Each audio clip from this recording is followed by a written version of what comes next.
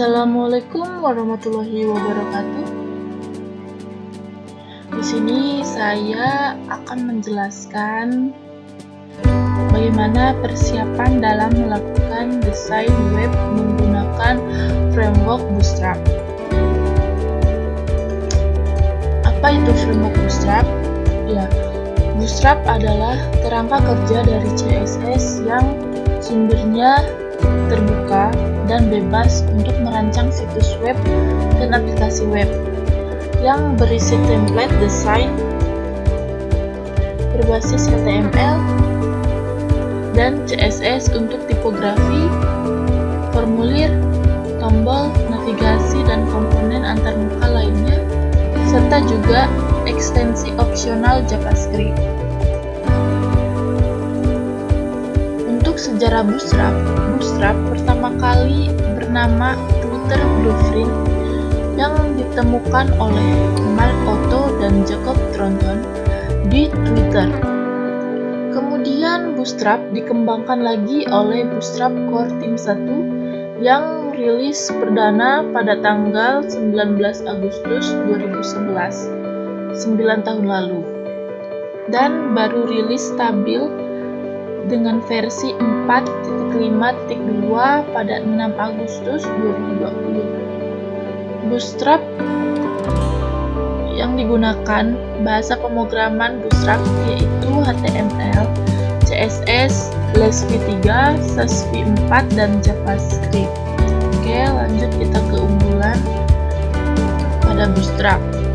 Yang pertama, lebih efisien waktu, karena Bootstrap sendiri menyediakan banyak sekali library yang isinya berbagai macam script yang sudah siap saji untuk dipakai oleh programmer ketika mengembangkan website bagian depan, sehingga pihak developer tidak lagi membuat waktu untuk menulis berbagai script CSS dari awal.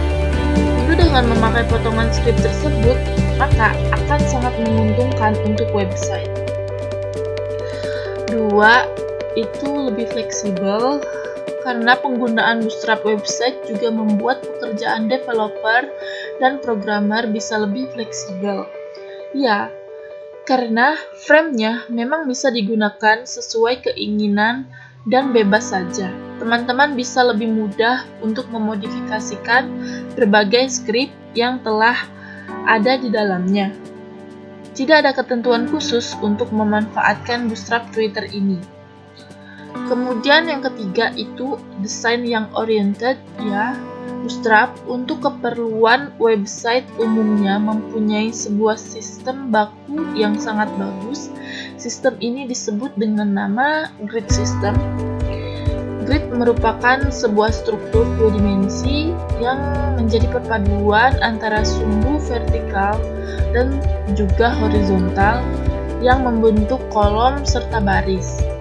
Kolom dan baris tersebut lantas merepresentasikan dimensi yang telah tersedia di sebuah browser. Kemudian less is more. Ini merupakan hal yang begitu populer di kalangan programmer dan juga web developer karena alasan tertentu. Alasan tadi ada kaitannya dengan fungsi responsif yang dimiliki oleh Bootstrap itu sendiri. Dengan memakai Bootstrap ini, website yang teman-teman miliki juga lebih responsif dan bisa ditampilkan untuk semua website dengan baik. Untuk keunggulan yang kelima itu ada JavaScript. Di dalam Bootstrap sendiri sudah dilengkapi dengan yang namanya library JavaScript yang sesuai dengan struktur dari bahasa pemrograman JavaScript standar. Tentu saja dengan adanya komponen tersebut akan membuat website bisa lebih powerful dibanding sebelumnya. Kemudian kita masuk ke kekurangan Bootstrap. Pertama, Bootstrap itu menggunakan CSS 3, jadi sangat minimal. Dan yang kedua, fokus pada pengkodean, ya, karena terlalu fokus pada pengkodean sehingga membuat kita kurang kreatif mendesain situs web sesuai dengan yang benar-benar diinginkan. Kemudian ada yang ketiga, tidak dapat menampilkan situs web yang sama. Ya, Bootstrap tampaknya tidak dapat menampilkan situs web yang sama di semua browser. Maka hanya browser tertentu yang menunjukkan situs web Bootstrap sesuai ukurannya dengan layar dari perangkat yang dipakai. Jadi kalau tidak sesuai dengan ukuran layar, berarti itu sangat berpengaruh ya guys. Oke teman-teman, kita lanjut untuk bagaimana cara untuk mendownload aplikasi Bootstrap ini.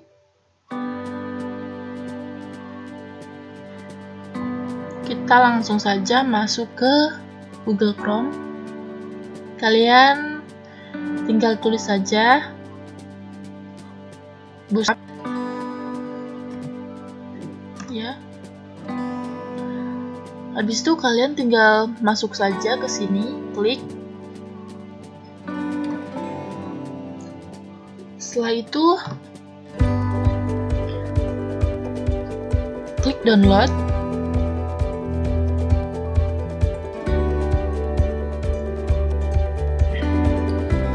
Di sini kalian tinggal pilih compile CSS dan JavaScript. Download di sini. Ya, tunggu beberapa saat. Setelah itu, karena di sini saya sudah mendownloadnya, kita langsung saja membuka berkasnya, filenya. Oke, masuk saja ke sini. Ya, di sini sudah ada Bootstrap. Ya, di sini terdapat dua library ya. Ada CSS dan juga JS, JavaScript. Hanya ada 2 directory ya. Dan di sini terdapat kode-kode untuk membuat web. Begitupun yang JavaScript sama. Di sini pun kode-kodenya. Jadi kita sekarang akan melakukan percobaan untuk cara penggunaan Bootstrap. Oke, kita kembali ke home, lalu kita klik get start. Ya, teman-teman bisa memilih di sini starter template, klik. Di sini sudah ada tersedia codingan untuk memunculkan membuat web hello world. Jadi teman-teman bisa membloknya untuk mengcopy, ataupun kalian bisa langsung klik di sini copy.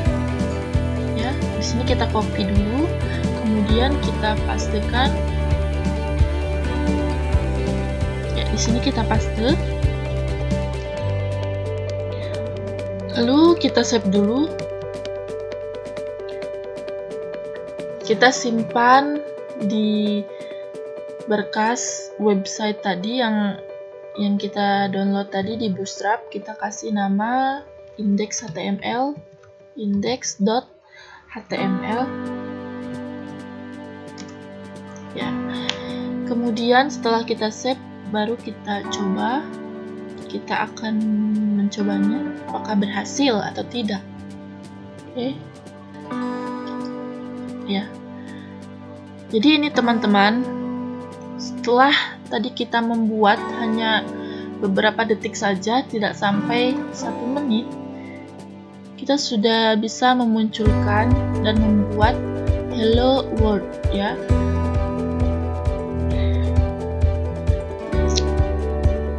Perbedaannya, jika kalian tidak memakai Bootstrap, kalian harus mengetikkan coding CSS itu dari awal, dari pembuatan HTML, feed-nya, link-nya, body-nya.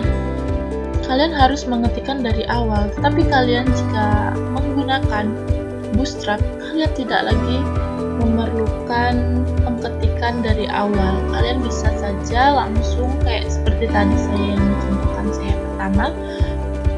Kalian bisa langsung langsung secara instan membuat codingannya itu langsung seketika. Tidak lagi perlu mengetikkan dari awal. Seperti itu. Oke, baik teman-teman, mungkin hanya seperti itu. Jadi kalian pun jika ingin membuat lagi, di sini tuh banyak terdapat coding-coding, kode-kode untuk membuat website sesuai yang kalian inginkan, ya. Oke, kita akan coba lagi. Kita masuk ke sini kembali. Kita akan membuat pewarnaan di belakang, atau dalam istilah yang biasa sering disebut itu adalah background color. Kita tulis ketik, kemudian kita di sini ya seperti ini. Kita akan membuat seperti ini, lalu kita ketikkan saja kodenya, copy, lalu paste di sini. Setelah dipaste, kita save, lalu kita coba apakah berhasil atau tidak. Ya, dan di sini sudah berhasil. Di sini sudah backgroundnya sudah berwarna, ya. Jadi kita akan mengubah Hello World menjadi pelajar Bootstrap Indonesia. Oke, kita kembali lagi ke codingan. Ya, kita ubah di sini menjadi pelajar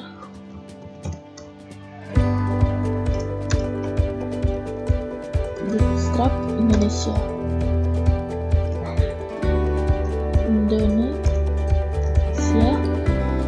Begitu juga yang di bawah, kita ubah.